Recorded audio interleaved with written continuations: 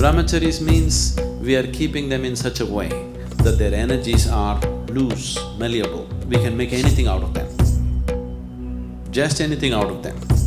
I can combine 10 brahmacharis into one and make 10 brahmacharis into one huge human being, a huge force. We have kept their energies loose, no personality. Whichever way you bend, they will become that way. That by the time you became 14, your intelligence got hijacked by your hormones so much, you can't understand or you cannot accept how somebody can be free from it. You can be married and still be a brahmachari. It is possible. Because it'll come every 3 years. Much more hyper, it'll come once in 18 months. Much more hyper, it'll come once in 3 months. If it comes below 3 months, you shouldn't be here, you should be in a mental asylum. Yes.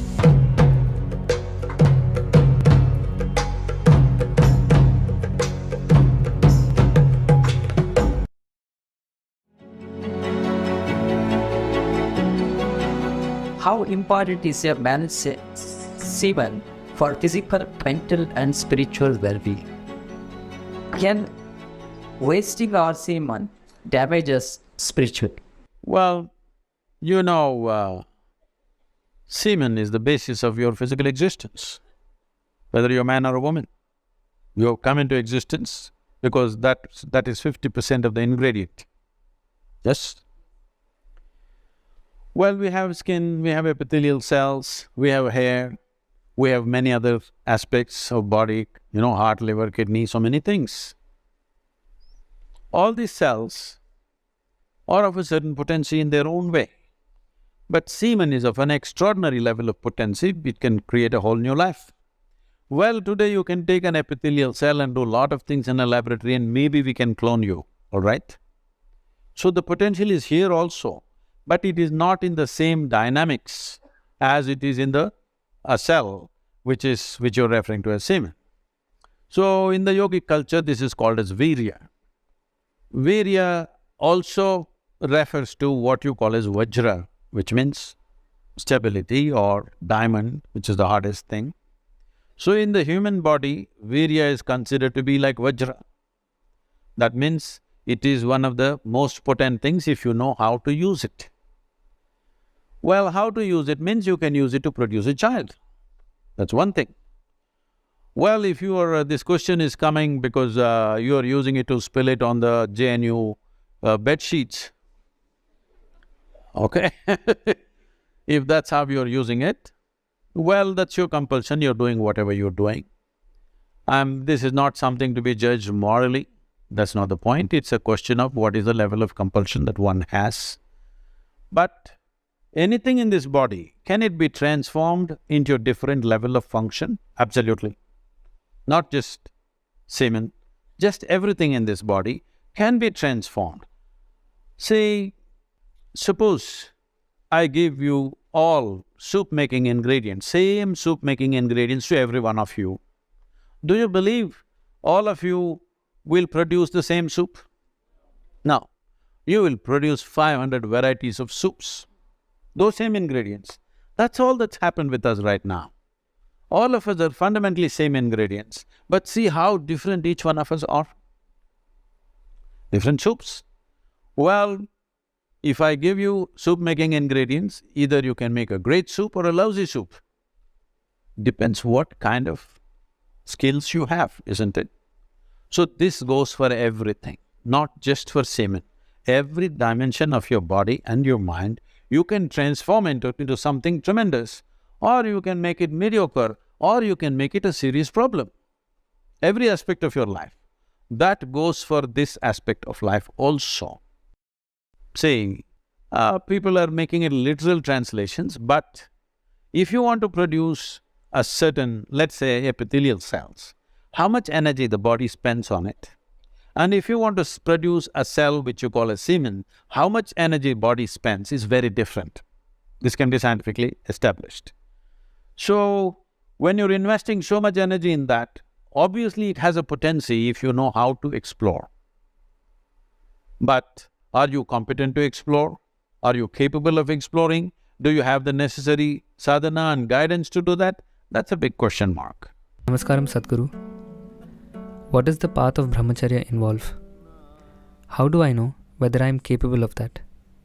Brahmacharya means to be like the breeze. That is, you don't stick to anything. It's going everywhere. We don't know where it's coming from right now. Just cross the oceans and come, here it is. It just keeps going. Brahmacharya means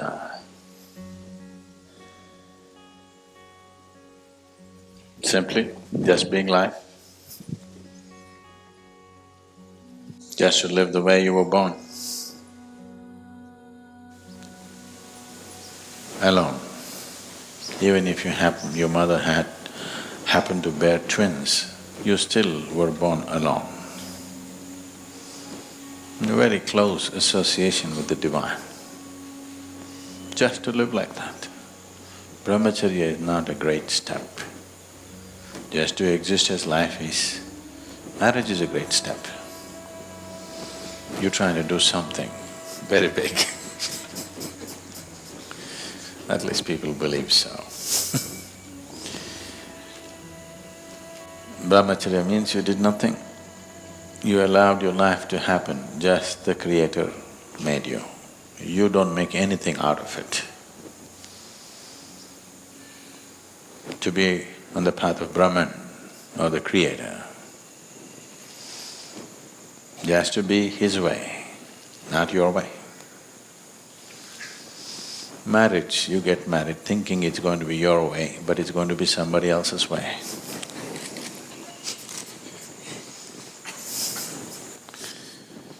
So Brahmacharya means just His way, the way He made you, just to be like that. No step. If you don't do anything, you're a Brahmachari. But there is sadhana, there is other disciplines. What is that about? That is just to help you to stay like that, because once you picked up material from this planet,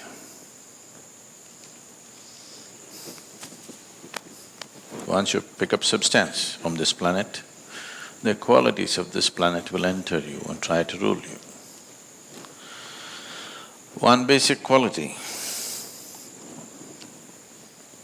of once you pick up earth is, there is something called as inertia. So, to be in the path of the Divine means not to give in to the way of the earth. One thing is inertia, another thing is a compulsive movement. If you pick up a piece of this earth, you become like the earth. It tries to take you in circles. Cyclical movement is the basis of everything that you call as physical in the universe. The physical can exist only if it is cyclical. Brahmacharya means you don't want to succumb to the cyclical movement, because a brahmachari has realized that the world can do without him, so he doesn't want to come back. See, cycle means if you move in a circle, however large the circle is, you come back, isn't it? Even if you're not invited. Yes or no? Once you're on a circular path, invariably you will come back. We don't know whether people want you or not, whether the world wants you or not, but you'll anyway come back because you're in a circle. So those who have realized that they're not really wanted around here, they want to be on a straight path, the path of the Divine, not the planetary trajectory. So, to see that you do not succumb to the ways of the planet, because if you're identified with this, you are just a piece of the planet. Everything that you have is borrowed from this planet, and it will rule you from within. So one takes on to Brahmacharya instead of as a natural process, as a path, as a discipline, so that they don't get into cyclical motion of life. They don't want to succumb to this. On and on and on, the same things happen.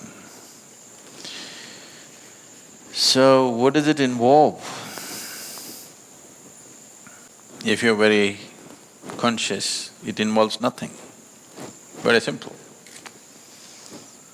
You wake up every day in the morning like you were born. You go to sleep like you would die. In between, whatever is useful to everybody you do, because you still not reached a place where you can exist without activity. You need to do something. The idea is that activity should be never about you. Because if the activity is about you, you will pile up entanglement. So you constantly do activity which is not about you.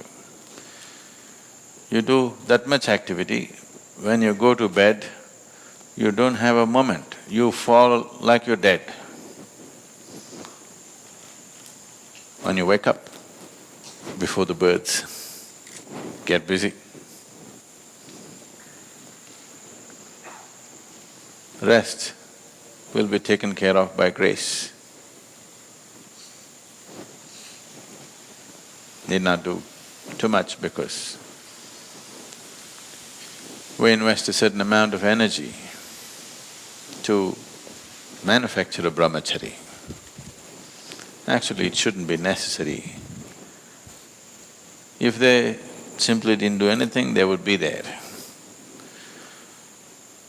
But the ways of the earth rule from within, because after all, you can't keep your body down. It has memory, it's a huge karmic pile. So it has its tendencies. To go beyond these tendencies, which are not natural to your being, but it is like… because this vehicle tends to go like this. Suppose you are driving a car and it has a little alignment problem, it keeps pulling like that. You have to straighten it, otherwise it'll go. This is just like that. This has an alignment problem. It always wants to go like this. Once it bends, it's just a question of time before it completes the circle. But because it is taking a certain period of time and one's awareness is not in any great place, every time you pass the same spot, it looks like a new place. It will. If you sat here in the afternoon, the same place where you're sitting, the whole place would look different if it's sunny and in a different way. Now you sit, it looks different. Come at 12 in the night and sit down, it looks different. So you think you come to a different place every time. But no, it's just a question of time, season and short memory. Because of a certain mathematic involved in the movement of the planet, generally your cycles are little over 12 years. Same spot you keep hitting. Most people don't even realize. It's not lifetime to lifetime, that is also there. But within this life, every 12.5 years you're going through a cycle. Most people never even notice it, that the same things are happening.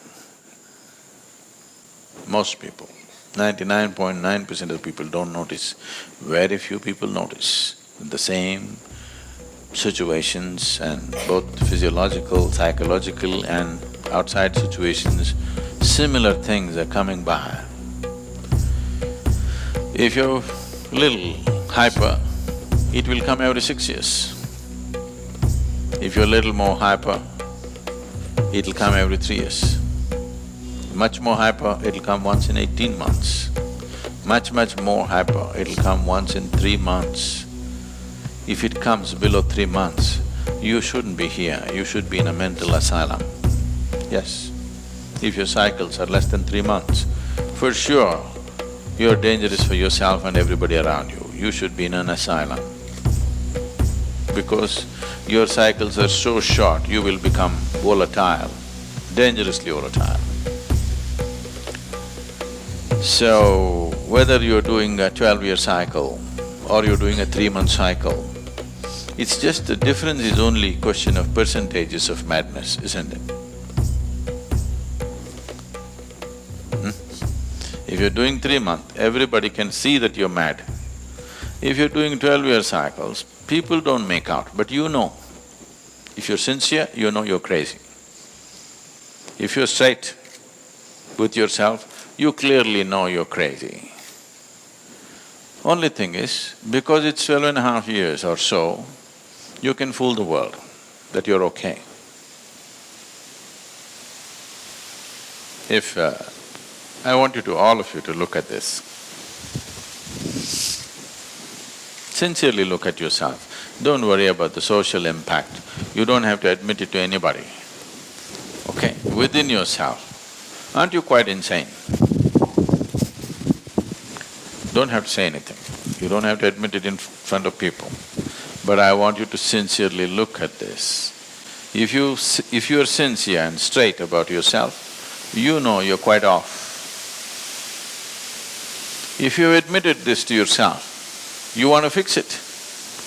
But you have become so much of a social being, how you are doesn't matter, how you look is all that matters to you. Then you can go on. Many lifetimes you can go on. How you are matters to you, your being has become very important for you, not what somebody thinks about you.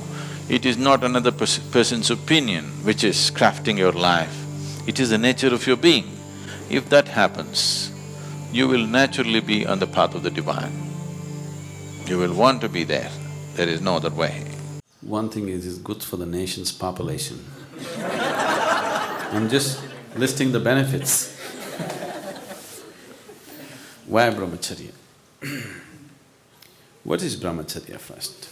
Brahman means the ultimate or the divine. Charya means the path. One who is on the path of the ultimate or one who is on the path of the divine is a Brahmachari. One who is on the path of the divine means see, after all, everybody is in search of joyfulness, isn't it? Knowingly or unknowingly. Yes or no? Yes. Yes. Because you could not find joy, you settled for pleasure. Pleasure is not joy. Pleasure is just a shadow of joy. It's beautiful, but it's very limited. Whenever you involve yourself in pleasure, if you want to have pleasure, you need something or somebody to have pleasure, isn't it? Yes?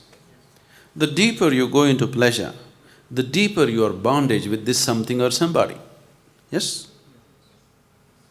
Suppose this something or somebody is taken away from you, you will be broken. Isn't it so? If you have a very deep involvement with pleasure, that something or somebody which gives you pleasure, if it's taken away from you, aren't you broken? So, your existence becomes that of huge bondage. Bondage is not something that any human being enjoys. There is something within you which is always wanting to be free from all bondage, isn't it? But if you become a pleasure seeker, naturally you're setting up limitations in such a pleasant way that you cannot transcend it. Unpleasant limitations, you can break them. Pleasant limitations, you cannot break them, isn't it? Lot of your shackles, you have gold-plated them and you're wearing them like ornaments, aren't you? Yes. Your limitations, you're celebrating your limitations.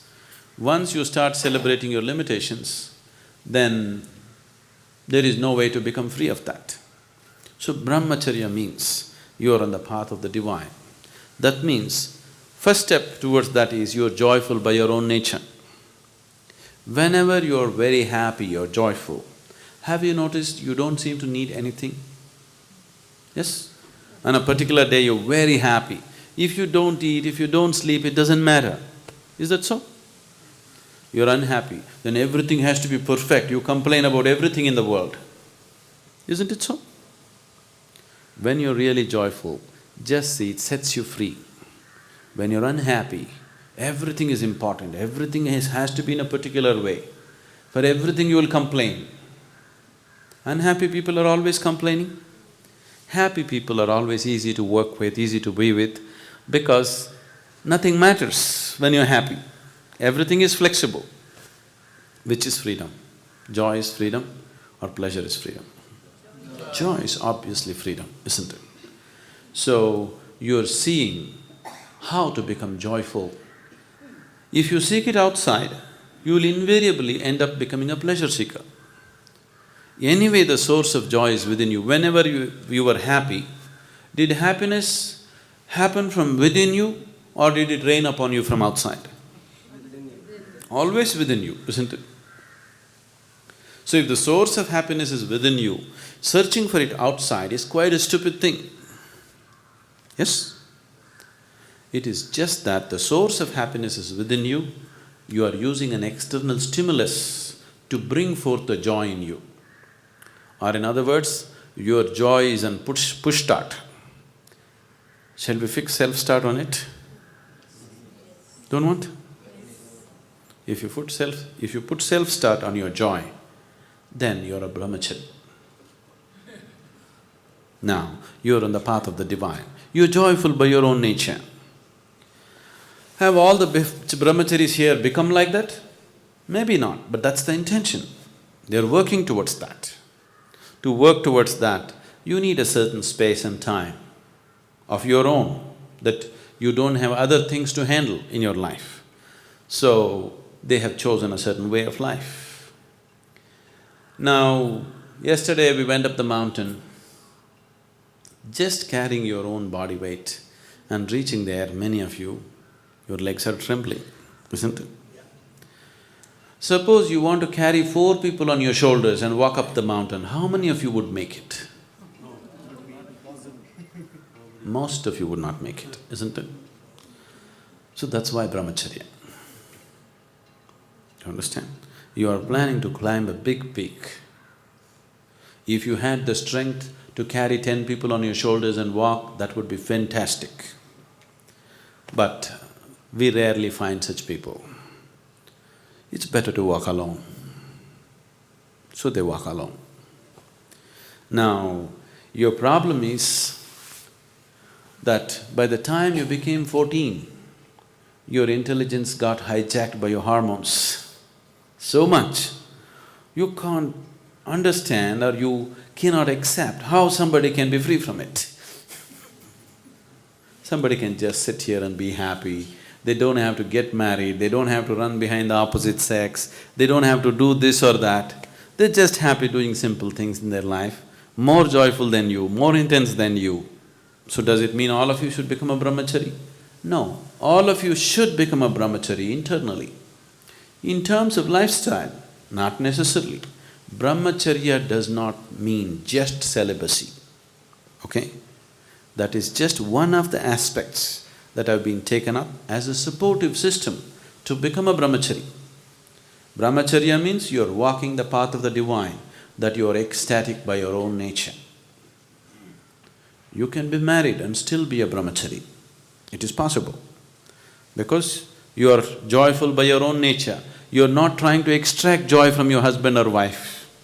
You are joyful by your own nature. This is how it should be. The whole world should be Brahmachari, isn't it? Everybody should be joyful by their own nature. If two people come together, it should be more a sharing of joy, not extracting joy from each other, isn't it? So those who have decided that they don't want to extract anything from anybody, they want to source their own inner joy, they have taken Brahmacharya. And why a certain order has been set up? They have been taken up not just for their realization. If it's just their realization, we can take care of in so many ways. How many of you eaten mangoes? You eaten mangoes? You ate mangoes? No? How many of you have planted mango trees? See, Just 10 people have planted mango trees, but everybody has eaten mangoes. It's only because constantly in every generation, those 10 people are planting mango trees, everybody else is eating, isn't it? So, to carry on the spiritual path in its integrity, brahmacharis are needed. Brahmacharis means we are keeping them in such a way that their energies are loose, malleable. We can make anything out of them, just anything out of them. I can combine 10 brahmacharis into one and make 10 brahmacharis into one huge human being, a huge force. We have kept their energies loose, no personality. Whichever way you bend, they will become that way. See, if we take analogies, you are like a pot, you are a karmic pot. A certain karmas, certain influences have molded you into a certain shape, yes? Now you become a certain type of person. With the process of living, when you were a child it was little more malleable, when you were a youth it got little rigid, by the time you're a full adult it's totally rigid. This is just… we can see the pot is slowly being burnt with the process of life. Now by the time you're reasonably old, it is totally rigid shape. If you do anything else with it, it'll break. See, now there's a burnt pot here. If you try to change the shape of this pot, it'll only break into pieces, isn't it? But when it was unburnt, very easily you could mold it into anything. You made 10 unburnt pots. Tomorrow if you don't like it, you can put all of them together and make one big pot, isn't it? Now, we are unburning people. We are unburning them into that state where they're very malleable. We can give them any shape, any form. So brahmacharis are working towards that. It's a huge sadhana. It is not just… like other systems in the world are doing this, just they take a vow of celibacy. This is not like that. There is a whole system of what they're doing with their energies. There is a whole lot of work that's being done internally. This is just a small part of it. What you see as they being unmarried is just a small part of it. The rest of it is very internal. And people who are willing to dedicate themselves for others' well-being are needed in the society. At any time, if there is nobody in the society who is thinking about others' well-being, that society is heading for ruin, definitely. That's what has happened to this society right now. There are very few people thinking of everybody's well-being. Others are all, what about me, what about me, what about me? If a certain percentage of people are thinking beyond their own well-being, only then a society will remain sane and stable. Otherwise, societies will just go for ruin. Is it not important? There are few people who are not thinking about their own well-being, their own life, they're seeing how to make it happen for somebody else. So brahmacharis are an investment for future, to keep spirituality in its pristine purity and to transmit it from generation to generation. A small core group of people are needed. Everybody need not take that thing, nor will we take everybody. Every year, hundreds of applications for brahmacharya comes. We just choose 8–10 people out of that, looking at various qualities and various possibilities. We don't take everybody who comes, because it's not necessary, nor can they be like that, nor can they put in the sadhana that is required or demanded out of them. Your personality has to become malleable and conscious, that you can mold yourself into any kind of pot. Is it not good to have that freedom? Yes. That's brahmacharya.